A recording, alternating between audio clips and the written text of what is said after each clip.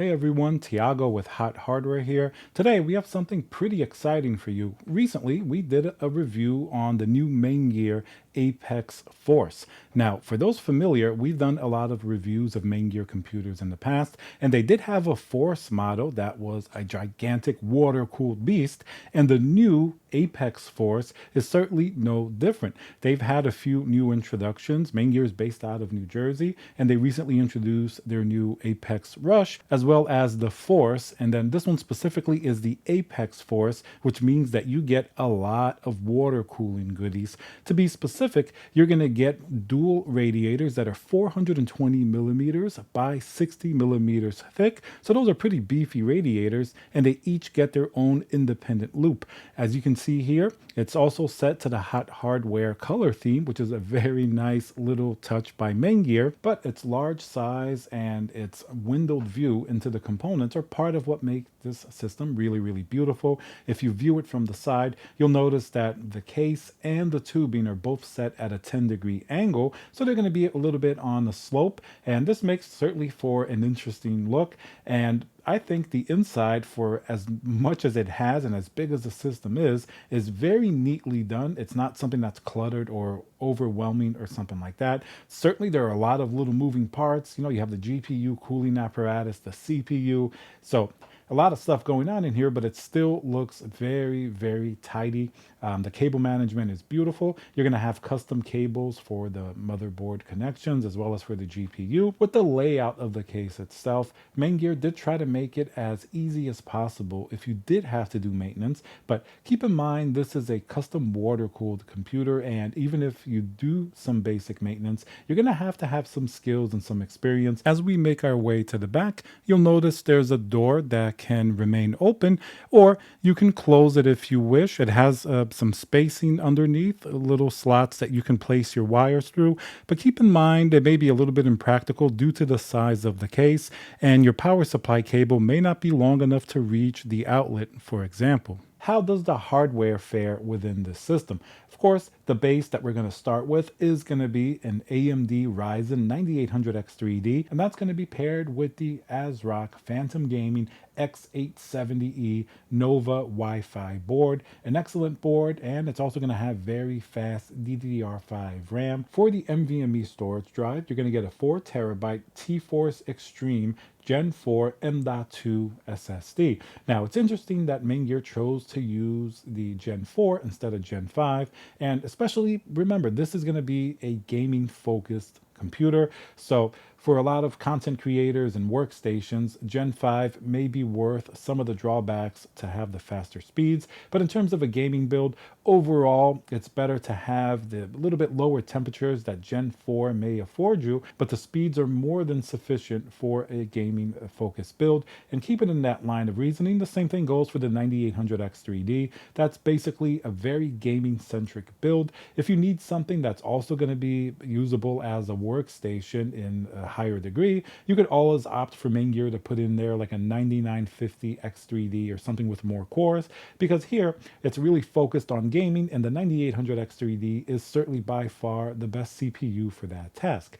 And then continuing with the gaming theme, the RTX 4090, which was the GPU that was available at the time of release. Of course, now you're going to be able to get the RTX 5090 and 5080 and the RTX 50 series GPUs in this particular build. But even in our testing, the 4090 performed really well with fantastic temperatures. This particular system does carry a 1600 watt power supply. This is going to be the XPG Fusion 600 watt 80 plus cybernetics platinum. Let's dive into some of the numbers and some of the benchmarks. This system performs very well, but remember, it is a gaming focused PC. First, let's see how it does in the Addo disk benchmark. It's going to be somewhere around 6.9 gigabytes per second for the reads, as well as the writes being a little bit above 6 gigabytes per second. Now, it's more important, in fact, that it's 4 terabytes, because now with modern games on, Steam and different libraries being so massive, I do think your main drive needs to be as big as you can possibly afford to put in there, because that's going to make a more practical difference than diminishing returns on perhaps a benchmark. And some of the other usability benchmarks, like for example, example, speedometer 2.0, this system did really well with pretty much top of the charts performance. Of course, thanks to its components, the 9800X3D really shines here. So it's not just for, FPS and gaming, it also does fantastically well in web app applications, being pretty much top of the charts. And then when it comes to other benchmarks, many like Blender, for example, since this CPU is really more focused towards being paired with a GPU for gaming performance, the results are going to be basically similar to what you would have on the 9800X3D. If you need better and faster results, then our opinion would be just put in a different chip in this particular system. The system really starts to shine is when we get the GPU involved and it turns its attention towards gaming. The 3D Mark Port Royal benchmark, which is going to basically test the ray tracing performance of the system. The GPU is going to be the most important component. Here it's pretty much at the top of the charts, beating even another comparison 4090 system.